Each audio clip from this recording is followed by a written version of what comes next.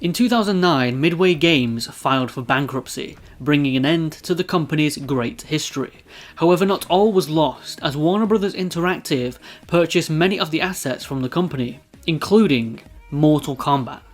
Before they could close the doors on many of Midway's development studios, they kept one open, one led by industry veteran and Mortal Kombat co-creator Ed Boon. The studio was retitled to Netherrealm Studios, after the same realm that would give birth to the Spectre Scorpion, and they got straight back on track with their next planned game in the acclaimed series.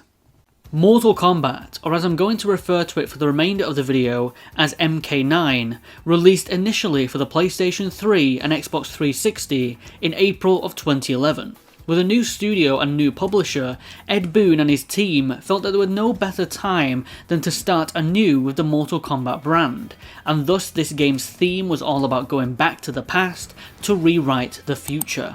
MK9 was both a sequel to Mortal Kombat Armageddon, but also a reboot of the series. It was developed in the Unreal 3 engine, like MK8 before it, but was heavily modified so that the combat was once again positioned fully along the two-dimensional plane, which we hadn't seen since Mortal Kombat Trilogy.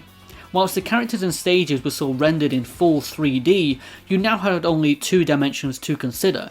This 2.5D fighting was a first for the series, and worked well in helping to build more detailed backgrounds and improve the speed of the gameplay. What did return from pre-MK8 games was the mature rating.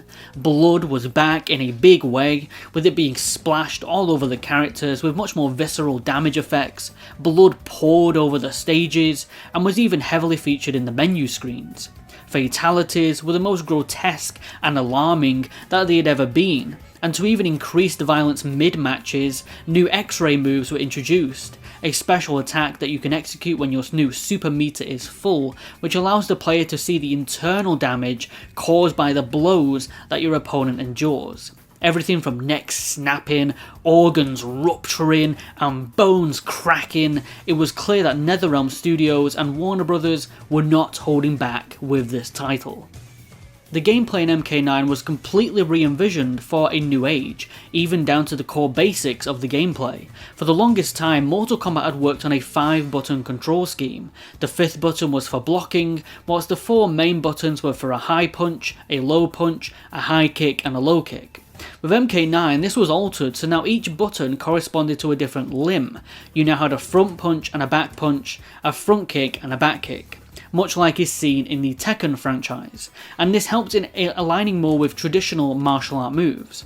The dialer combos, which had been present since MK3, are now mostly absent in favour of creating your own combos by chaining regular attacks with each character's unique special moves, having a more organic flow to the matches rather than inputting pre-made commands. The Rage meter from MK8 has been completely redesigned for this entry, now situated at the bottom of the screen and split into 3 segments. Filling one allows you to enhance one of your special moves to add a few extra steps to the animation and in turn dealing more damage. Filling 2 bars allows you to use a combo breaker, retained for its genius functionality, and filling the full super meter lets you use your character's X-ray attack. The new super meter is a brilliant inclusion as it really adds a strategic element to the barbaric fighting. Knowing when it's best to use an enhance or a breaker, or wait until you can claim your X-ray, makes the battles all the more entertaining. To add to the cinematic element of the game, every character comes with their own intro animation, their own stances, and victory poses. and some of these are just really epic and fully represent the characteristics and personalities of the game's cast. MK9 has a lot of great remade stages, such as the Pit, the Living Forest, the Subway, Goro's Lair, Soul Chamber, and much more. They feature incredible scenes in the backgrounds that really bring them to life, and even have full casts of characters such as the monks that sit and watch the fight on Shang Tsung's island, the guards that follow the combatants, spectators that sit in the background like Shao Kahn on his throne, and even feature cameos from the 3D era such as Dagon, Frost, Reiko and Serena, who can often be seen fighting way back in a few of the stages. The attention to detail in MK9 is incredible. For fatalities, you really couldn't go wrong. Everyone had at least two that blew the media away at the time, causing the game to get banned in many countries such as Australia and South Korea when it released. It was a complete 180 to the feedback of the finishing moves that was seen in Mortal Kombat 8. MK9 even pokes fun at that game's censorship through one of Shang Tsung's fatalities, which sees him turn into a clown and perform the exact same finishing move that the Joker had, but now uncensored and much more violent. Stage fatalities also saw a great comeback with so many jaw-dropping animations, literally, from the subway to the Deadpool. But to keep a balance with the violence, some of the silliness of MK's past did see a return, and I'm talking about the babalities.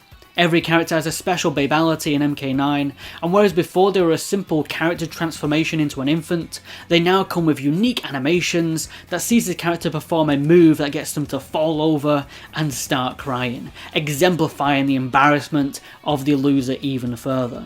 The final great new addition brought to the gameplay was the tag team battles. Returning since MK Trilogy, you can now play tag team matches with either an AI, local or online partner, with the game even available for up to 4 local players in 2-on-2 battles. These matches allow you to perform tag team moves when switching to and from your partner, and also assist your partner when you're on the side. When it came down to modes, MK9 was filled to its limit. You had your staple versus matches, playable online and in tag team mode, complete now with a new King of the Hill feature for online play. This allowed up to 8 players to act as spectators and take turns in facing the winner of the fight. This mode helping to recreate the feel of socialising like back in the arcades. Practice returned along with a whole new training mode that learns you the basics about Mortal Kombat 9, helping the game be more accessible for the casual fighting game fan. There are even new fatality tutorials for every character. Arcade mode returned as a traditional tower where you battle through a random set of characters and then face the deadly trio of Shang Tsung, either Goro or Kintaro, and then Shao Kahn as his third appearance being the final boss. Completing the arcade mode gifted you with more great what-if character endings that were more animated and detailed than they had been in previous entries. There are some really enjoyable endings here, like Sub-Zero and Scorpion forming an alliance to kill the Lin Kuei clan, Johnny Cage possessing too much power for him to control, so Raiden takes him to Sado, the realm of order from Deception, to learn how to control his powers.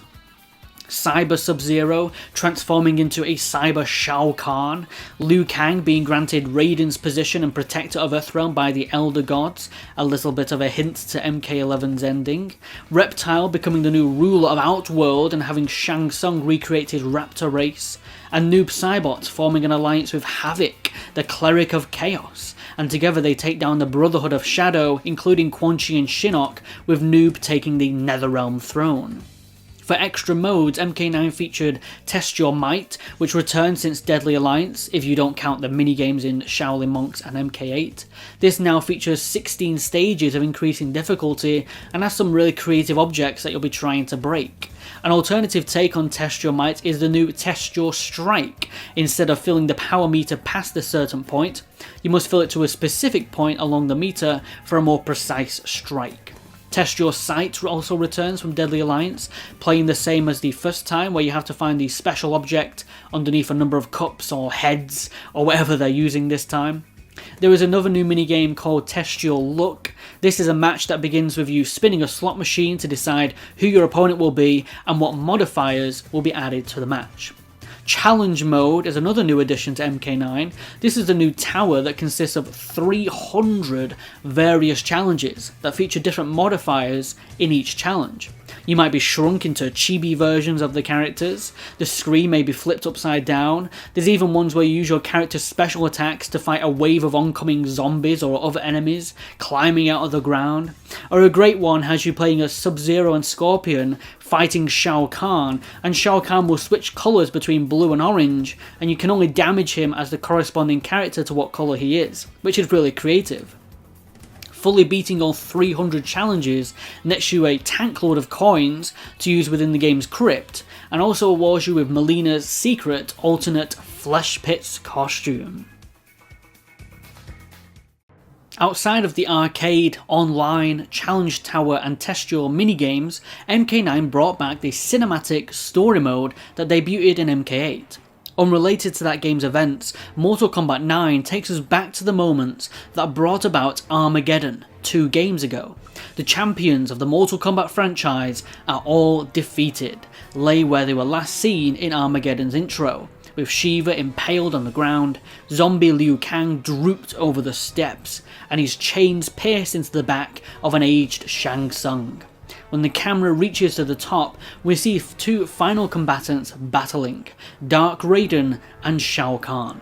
Now if this truly is the continuation of Armageddon, then it would seem that after surviving being attacked and carried away by Onaga, Shao Kahn defeated the Dragon King, made it all the way back to the Pyramid of Argus, and climbed to the top, defeating Taven and acquiring the godly powers of Blaze for himself, before being challenged by Raiden.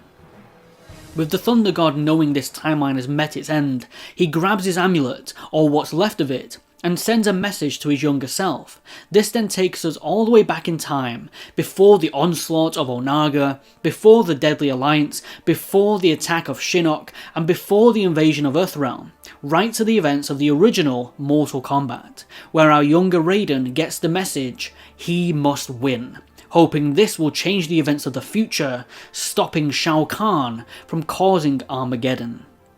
The story mode is split now into 16 chapters, with each one having you control a single character for roughly 4 matches. It begins during the events of the first Mortal Kombat game, in which Raiden has brought his champion Liu Kang to Shang Tsung's island to compete in the Mortal Kombat tournament, which will decide the fate of the realm. He carries with him his amulet that he sees as cracked when he received the message from the future, he must win. Raiden assumes he must have meant Liu Kang. During the tournament, Liu Kang becomes the only remaining Earthrealm contender, due in part to Scorpion's murder of Bi-Han, then known as Sub-Zero, who he killed out of revenge for the latter's massacre of Scorpion's Shirai Ryu clan, including his wife and infant son. Prior to their fight, Raiden had pleaded with Scorpion to spare Sub-Zero in exchange for asking the Elder Gods to resurrect Scorpion's clan. Scorpion reluctantly agreed, but once in the Netherrealm, Scorpion's new master Quan Chi produced false visions in Scorpion's mind, enraging him and causing him to slay Sub-Zero as he did in the original timeline.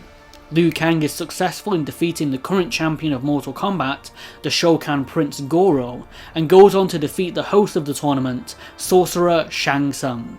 However, Raiden's amulet cracks even further, a sign that the future remains unchanged. In Outworld, Emperor Shao Kahn, who had planned the conquest of Earthrealm for centuries, is disappointed with Shang Tsung's failure and orders his execution, but the sorcerer convinces his master to host a second tournament in Outworld with different stakes. If Earthrealm wins, Outworld will leave them alone forever, but if Outworld wins, they will be allowed to invade Earthrealm uninhibited by the Elder Gods. To get Raiden to comply with the new terms, Shang Tsung blackmails him when Tarkatan forces led by Baraka invade the Shaolin temples and slaughter many monks living there. This forces the Earthrealm champions back into the fight, now consisting of Johnny Cage, Kung Lao and Jax, who joins them into Outworld to rescue Sonya Blade, who had been kidnapped by Baraka during the attack. During the second tournament, Bi-Han's younger brother, Kuai Liang, takes up the mantle as the new Sub-Zero, leaving his former identity as Tundra behind. The new Sub-Zero, along with his friend Smoke, also arrive in Outworld to avenge his brother. They are followed, however, by Lin Kuei cyber assassins Sector and Cyrax, who have been tasked with retrieving Kuai Liang and Smoke for cybernetic conversion within their clan. Raiden, witnessing a vision of the future, where Smoke was forcibly converted into a cyborg, changes the timeline by rescuing Smoke, but this comes at a cost, when it's now Kuai Liang who gets captured and taken away. Kitana, the adopted daughter of Shao Kahn, chooses to join Earthrealm's fight after learning of the existence of her half-Tarkatan clone, Melina, created by Shang Tsung on Shao Kahn's orders. How could you? My own father! I am your emperor! Your father was a weakling Adinian king. I annihilated him while merging his realm with Outworld, and took his queen as my wife. If only I had not allowed Sindel to convince me of your worth. Kitana's childhood friend Jade is ordered to execute Kitana for treason, however she joins her friend in the battle against Shao Kahn. Deciding that maybe he read his message from the future wrong, Raiden substitutes Kung Lao in place of Liu Kang during the second tournament. Kung Lao battles and defeats Shang Tsung and the fire-breathing Shokan Kintaro. However, this change in the timeline has catastrophic consequences when Shao Kahn murders Kung Lao. Kung Lao! No! In retaliation, Liu Kang battles and defeats Shao Kahn in a fit of rage. Despite changing the events, Raiden's amulet still continues to crack. Shao Kahn is later healed by Quan Chi, with the two realms of Outworld and the Netherrealm forming a new alliance. Quan Chi hatches a new plan for Shao Kahn to finally conquer Earthrealm. The Netherrealm Necromancer revives and brainwashes Shao Kahn's long-dead wife, Sindel, and in doing so a ward that prevents Shao Kahn's physical access to Earthrealm is destroyed, and a full-scale invasion is now within his grasp. Like a thunderstorm, the armies of Shao Kahn invade the Earthrealm city, forcing new combatants to stand and defend Earthrealm, such as Stryker and Cabal. During the invasion, Raiden saves Johnny Cage from the centaur Motaro, but elsewhere, Kintaro severely burns Cabal, who is then rescued by his old Black Dragon partner, Kano, who gives him a new breathing apparatus and greatly increases Cabal's speed using magic. Motaro's body is brought to Shao Kahn, who out of anger dramatically enhances Sindel's power by sacrificing Shang Tsung for his consistent failure. This process then infuses Sindel with the countless centuries of souls that Shang Tsung had claimed. The Earthrealm's champions take refuge in a cathedral, whilst Raiden and Liu Kang travel to appeal to the Elder Gods, requesting that they stop Shao Kahn's invasion. The Elder Gods, however, refuse, stating that Kahn's invasion does not violate their laws, and that only attempting to merge Earthrealm into Outworld would be a violation. While Raiden and Liu Kang are away, Sindel, with all her new power, leads an attack on the Earthrealm champions. During the battle, Sindel triumphs and slaughters Jax, Jade, Sub-Zero, Cabal, Stryker and Smoke, whilst brutally beating Kitana. Before Sindel can kill her daughter, Nightwolf distracts Sindel and sacrifices himself in order to kill her. Raiden and Liu Kang return from their meeting, and Kitana dies of her wounds in Liu Kang's arms. Johnny Cage and Sonya Blade are the only survivors of Sindel's massacre, but the two of them are too injured to continue fighting. Raiden makes the tough decision to form an alliance with Quan Chi and the Netherrealm, to which Liu Kang sees as madness. Raiden offers Quan Chi the souls of the deceased heroes and his own soul if he dies, as payment, but Quan Chi declines, revealing he already has possession of the Earthrealm souls, and he has turned them into his undead revenants. Quan Chi's words make Raiden come to the realization that his message from the future, "he must win," refers to Shao Kahn himself. Should Kahn conquer Earthrealm without victory in Mortal Kombat, the Elder Gods will then intervene.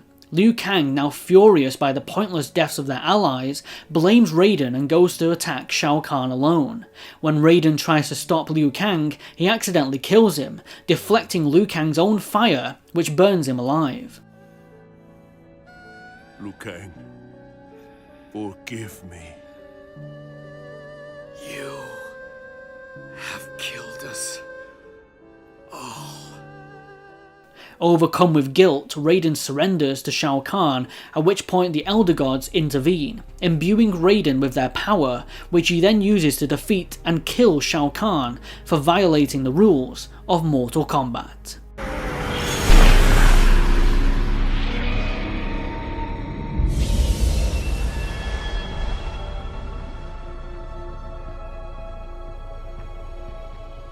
After Shao Kahn's death, Raiden vows to rebuild Earthrealm with his allies, Johnny Cage and Sonya Blade. The story mode was heavily successful and did well in bringing the settings and events of the first 3 games back to life with a whole new visual style. Now let's look at the game's amazing roster of characters. MK9 comes with 27 playable characters on the Xbox 360 and 28 on the PlayStation 3. For both versions you have Scorpion.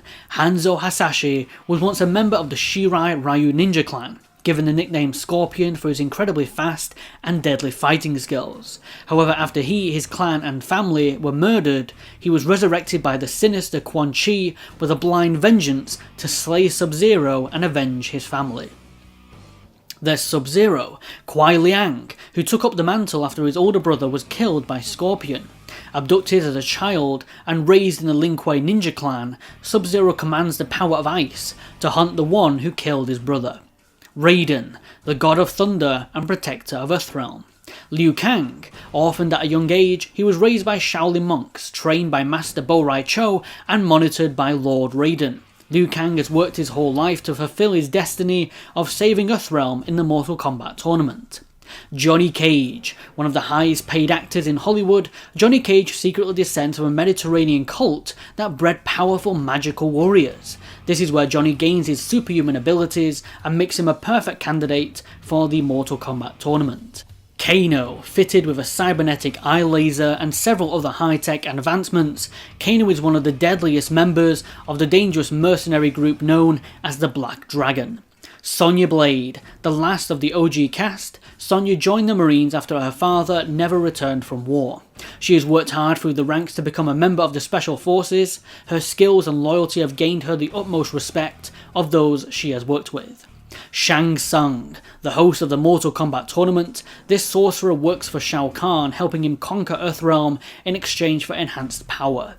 Reptile, fueled by self-pity that he may be the only surviving member of his race left, Reptile serves Shao Kahn, slaying anyone that could be a threat to the Empire. Kung Lao, his ancestor lost to Goro in Mortal Kombat 500 years ago. To him, this contest is all about restoring his family's honour. Trained alongside Liu Kang in the Shaolin temples, Kung Lao's time to avenge his ancestor is now. Jax, never too far behind Sonya Blade, Major Jackson Briggs is out to track down and stop the Black Dragon organisation led by Kano. This leads him and his partner into the deadly Mortal Kombat tournament, which would see Jax lose his arms to Ermac and have to get them surgically repaired with advanced technology. Baraka, one of the fiercest members of the Tarkatan race, Baraka is another of Shao Kahn's enforcers and uses his retractable blades to slay his enemies. Kitana, well over 10,000 years old, Kitana along with her friend Jade has closely served their adopted father Shao Kahn and helped build his empire. Remembering little from her early years, there is still a feeling that the life she has known is a deception. Melina, created in Shang Tsung's flesh pits, using a concoction of Adenian flesh and Tarkatan blood, Melina is a loyal enforcer of Shao Kahn's and feels no remorse for carrying out any task her father commands. Her unstable nature has her prone to occasional bursts of madness and savagery. Jade, another of Shao Kahn's loyal assassins, Jade has grown up with Kitana as her bodyguard and close friend. Smoke, originally from Prague, Thomas Verbada was recruited by the Lin Kuei after being amazed for his unique ability to transform into a wisp of smoke. Through the Lin Kuei, he found a brotherly figure in Kuai Liang. Sector, the son of the Lin Kuei Grandmaster, Sector relishes his life as an assassin and will do anything to improve his skills, even if it means becoming an emotionless cyborg. He wants nothing more than to supplant his father as Grandmaster. Cyrax, once a proud member of the Lin Kuei, when the Grandmaster initiates the cyberization program for all its members, Cyrax resists. He is reluctant to lose his humanity, which he sees is more important than any mechanical augmentation. But with no way out, Cyrax is soon captured and forced into becoming the metal husk of his former self. Sindel, once Queen of Edenia and mother of Kitana, Sindel was forced to marry Shao Kahn when he conquered her realm of Edenia and slaughtered her husband, King Jerrod. A longtime ally of Earthrealm, Sindel sacrificed herself, creating a protective barrier around the realm to which Shao Kahn couldn't invade. Until now. Shiva. A member of the Draco lineage of Shokan warriors, Shiva is loyal to her emperor Shao Kahn, acting as the master jailer of Outworld's dungeons and personal bodyguard of Queen Sindel. Cabal. Once a member of the Black Dragon, he gave up the crime life in exchange for working alongside Law and Order as part of the New York City Police. However, when he was blasted by Kintaro's flame breath in the Outworld invasion, it would leave Cabal severely scarred and doomed forever to wear a life support system. Nightwolf, a Native American shaman with a strong connection to the spirits. He allies with Raiden and Earthrealm's champions, bringing with him fighting skills and weapons beyond mortal comprehension. Striker, the one-man SWAT team, makes his third appearance in the series. It's stated in his bio that he thwarted the terrorists in Greenberg Tower and rescued passengers of a speeding bus rigged to explode. Both references to action movies Die Hard and Speed respectively. This is certainly his best appearance to date, and he's more than a match for any otherworldly invaders that threaten his city. Ermac, the Red Ninja, is created from the souls of Shao Kahn's vanquished enemies. Now Ermac is one of the Emperor's strongest enforcers, having immense telekinetic powers. Noob. Bi-Han was once Sub-Zero, but after being killed by Scorpion, he was reborn a Revenant by Quan Chi, and became a member of his Brotherhood of Shadow to aid Shao Kahn in acquiring Earthrealm. Quan Chi, the necromancer from the hellish Netherrealm, he makes a presence in the Mortal Kombat tournament for a mysterious and sinister purpose. He is also building an army of undead spectres, one of which is his personal assassin, Scorpion. And the only new combatant is Cyber Sub-Zero, Unit LK520. This is Kuai Liang after being forced through the cyberization process, and is unlocked after beating him in the story mode. The boss characters, Goro, Kintaro and Shao Kahn, are not traditionally playable, but you can take control of them in some of the challenges in the Challenge Tower. Motaro also has a presence in the story mode, but wasn't designed for combat, not as a boss or a playable character. Exclusive to the PlayStation 3 version, there is the first guest character in the series, Kratos, coming from the God of War franchise. A deal with Sony allowed them to feature a special guest character. There are also plans to feature Sweet Tooth from the Twisted Metal franchise, and Marcus Phoenix from the Gears of War franchise for the Xbox 360 version, but these two plans were scrapped. Kratos is still a tremendous inclusion, voiced by the same actor, T.C. Carson, who plays him in the God of War games. He even comes with his own exclusive stage, Chamber of the Flame, based on God of War 3, which has its own stage fatalities. Kratos features all the great special abilities he has during God of War 3, such as the Golden Fleece to parry attacks, his Bow of Apollo for range, and even new mechanics not seen before in the MK series, like button prompts within his combos for different attacks. He even comes with his own lore fitted into the two-game series to explain his appearance. Upon defeating the Olympians at the end of God of War 3, Kratos set off to find a new life. However, it was around this time that he was ripped through space and time and to Shao Kahn's Colosseum. In this timeline, Kratos kills Shao Kahn, and is then thanked by Raiden and Fujin, a gesture the former God of War had never received before. He is then reverted back to his own universe. Playing through all the game's modes unlocks you coins that you can spend within the Krypt, which returns since Armageddon, now as a huge area that not only has a graveyard, but also a swamp, woodlands and a field, full of death traps that you can activate to unlock new content. You can now move the camera freely around the environment, and it comes complete with occasional jump scares. You can unlock new textual look modifiers, concept art, music, fatalities, and alternate costumes, all of which you can then view in the Necropolis.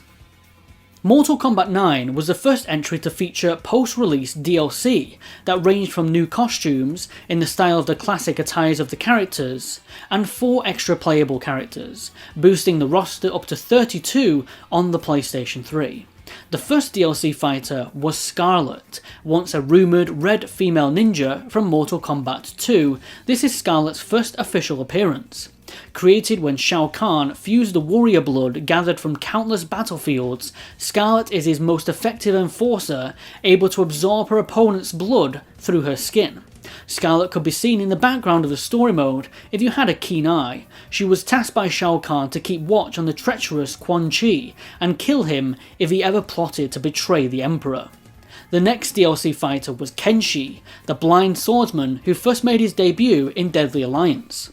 A master swordsman, Kenshi travelled the world to look for worthy opponents, but one day an old man named Song took the prideful Kenshi to a tomb to find an ancient powerful sword called Sento. Kenshi found the sword, but was tricked into being attacked by countless souls that blinded him. Song revealed himself to be Shang Tsung, and he consumed the souls, leaving Kenshi to die inside the tomb. However, Kenshi survived with the help of his new magical sword and vowed to get his revenge. The next DLC fighter was for Rain, the purple water ninja, and once member of the Edenian resistance when Shao Kahn conquered the realm. Rain sold them out to their enemy when he was denied leadership of the resistance. An arrogant but exceptional fighter, Rain now serves Shao Kahn, leading his own sect of the Emperor's army, honing his powers of water manipulation. The final DLC fighter was the series' second guest character, Freddy Krueger, hailing from the A Nightmare on Elm Street franchise. This marks Freddy's second ever official video game appearance, after last appearing in his own game all the way back in 1990. This DLC introduces the Dream Realm into the Mortal Kombat universe, this being where Freddy preys on the souls of the living as they sleep. When Shao Kahn attempted to possess Earthrealm's souls during his invasion, Freddy Krueger was pulled into the real world and fought against Shao Kahn to reclaim his souls. After defeating Shao Kahn using the enhanced double demonic gloves, Nightwolf took him back to the Dream Realm, seeing him as an evil spirit. But from the Dream Realm, Freddy continued his horror. Freddy Krueger would be the first of a new trend of movie characters making their way into Mortal Kombat in the future.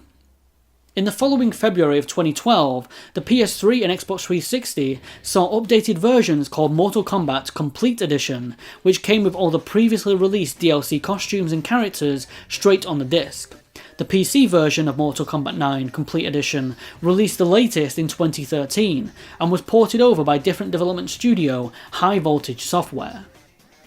After the Complete Edition, Mortal Kombat 9 came back for a third time a few months later in May of 2012, this time for the PlayStation Vita. Mortal Kombat 9 on Vita comes with all the same content from the PlayStation 3 version, including Kratos, as well as all the post-content DLC straight on the cartridge. There were also new features exclusive to this Vita version. There was the bonus challenge tower, with another 150 new challenges, which add the DLC characters and costumes into the mix, along with some special additions such as returning the brown ninja Tremor in the bonus challenge tower, who hasn't returned since his first appearance as a boss in the heavily panned Mortal Kombat Special Forces. It also had two exclusive test your mini-games that made use of the Vita's touchscreen and motion sensor technology. There's Test Your Slice, which plays similar to Fruit Ninja, where you must slice the correct objects when they fly on screen, and Test Your Balance, in which you must keep your Vita balanced in the correct zone so your character doesn't fall. It also comes with 14 exclusive new classic costumes for characters, some that are completely new, such as an MK2 Ermac skin, a new skin for Kenshi, and classic skins for Scarlet. An augmented reality training stage using the PS Vita's cameras to create a background, and even easy shortcuts to moves like X-rays and fatalities via the inputting the code by swiping on the touchscreen.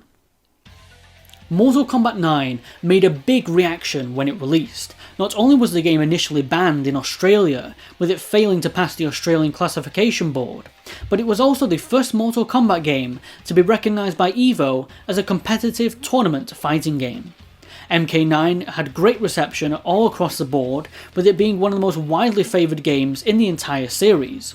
It was heavily praised for returning the series to its roots, whilst also upping the ante and taking the formula to a whole new level, feeling as much new as it did a celebration of the franchise. The story mode achieved such success with fans and critics that it would inspire more companies to follow with their own takes on cinematic storytelling in their future fighting games.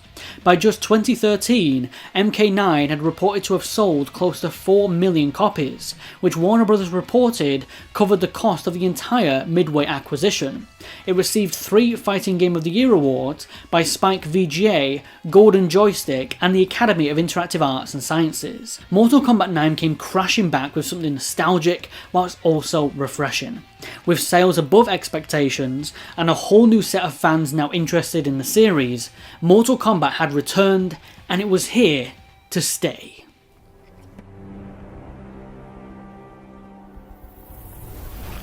Your plan worked to perfection, Lord Shinnok. It is time. Soon I will be free. Earth realm and Outworld will be ours.